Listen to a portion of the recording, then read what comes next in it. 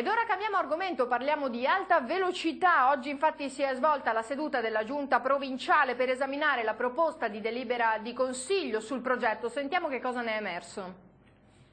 Il progetto secondo noi è viziato dalla forma, nel senso che non è stato presentato al pubblico, però noi daremo un giudizio di merito relativamente alle osservazioni che la provincia è tenuta a dare come valutazione sia sul progetto, e quindi andremo in consiglio con queste osservazioni che abbiamo già illustrato ai sindaci e alle varie amministrazioni.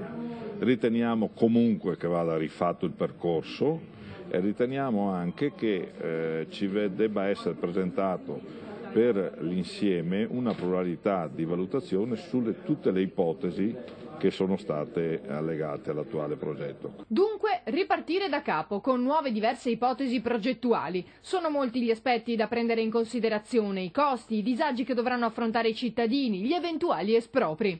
Lo facciamo, però vogliamo ripartire di nuovo perché deve essere confrontato in accordo col territorio, con gli interessati, categorie e quant'altro, e avere tutte le valutazioni per tutti gli scenari, non solo per uno. E intanto a San Donà di Piave è tutto pronto per la manifestazione del comitato L'Altra TAV, che domattina si dà appuntamento in piazza Indipendenza per dire no al percorso litoraneo e chiedere l'apertura di un reale confronto per studiare l'alternativa di un tracciato meno impattante.